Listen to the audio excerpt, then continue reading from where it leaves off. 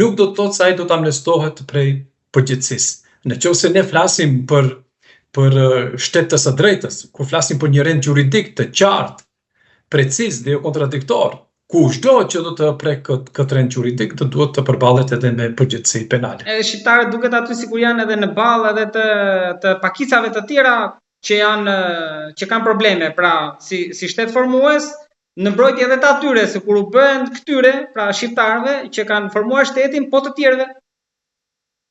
Sigurisht që edhe marrëveshja kur nisi Ohrit kishte për qëllim që të përfitonin edhe komunitetet tjera etnike në Maqedoni, dhe ata përfituan.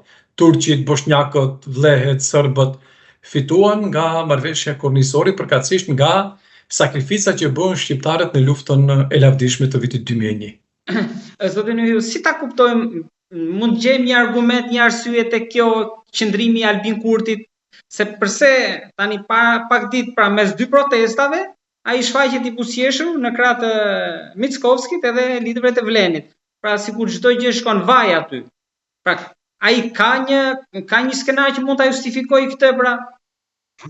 Tani unë nuk mund të flas për skenarin që mund të ekzistojë në kokën e zotit Kurti, megjithatë veprimet e tij janë të papëlqyeshme edhe për ne, edhe për një numër të madh të shqiptarëve të cilët ndjekin hapat institucional të zotit Kurti në raport me pozitën juridike politike të shqiptarëve, sidomos në 2 vitet e fundit. Për sa i përket Tiranës, se ka pas shumë ambasadori atje jep mbështetje nëpërmjet mesazheve indirekte, ndërkohë që Bilal Kasami pak ditë më parë tha që Rama nëse do kishte tërhequr pak për mund ta themi veshin BDI, sa ai sa ç'po na bën fajtor ne, gjëra do ishin ndryshe. Pra duket sikur janë politizuar dhe aty me opozitën Tiranë, Vleni, me qeverinë PDI-ja.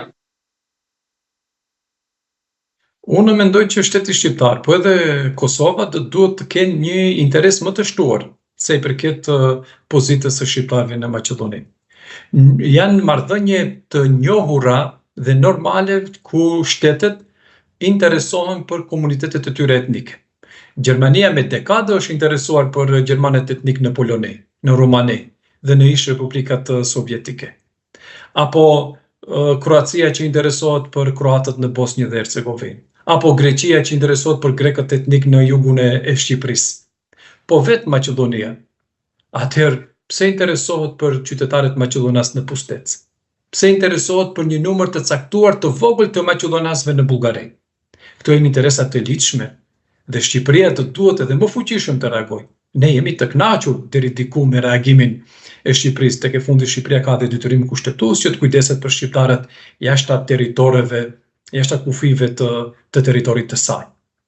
Ne presim që edhe Kosova institucionalisht të jetë në një vijë lineare, në një vijë simetrie me Shqipërinë, për të ngritur atë që është fituar paraprakisht në Maqedoninë e Veriut.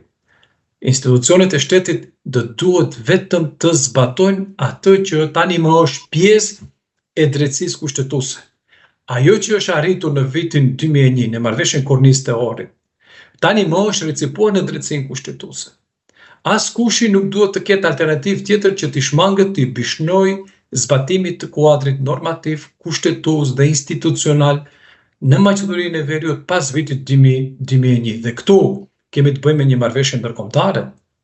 Edhe më shumë e tangon Shqipërinë dhe Kosovën që ta ngrisin zërin, sepse bëhet fjalë për të arriturat në kuadër të një marrëveshjeje ndërkombëtare në vitin 2001. Profesor, t'ju pyes për diçka teknike që merr në mendje tani, se ka qenë si debat edhe përpara disa vitesh, po atëherë ishte çështja që, shikom, me që ne kishim liberalizimin e vizave edhe në Kosovë, Maqedoni jo, nuk mund të ndodhte.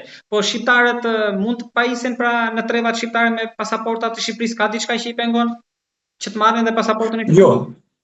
Jo, nuk ka pengesa të kësaj natyre, por ne jemi të orientuar që në shtetin tonë. Dakor, po, këtu ne të gëzojmë të drejta. Edhe këtë, se një pjesë e dëshirojnë, por sigurisht nuk ka pengesa të asaj natyre, po unë jam i thtar që ne luftën betejën duhet ta bëjmë këtu, sepse ky shtet është shteti jon, ky është atdheu jon. Dhe në rrotën e madhe të pushtetit shtetëror duart i kanë dhe duhet më fuqishëm t'i kenë edhe shqiptarët, sepse nga këto duart po përfiton edhe shteti.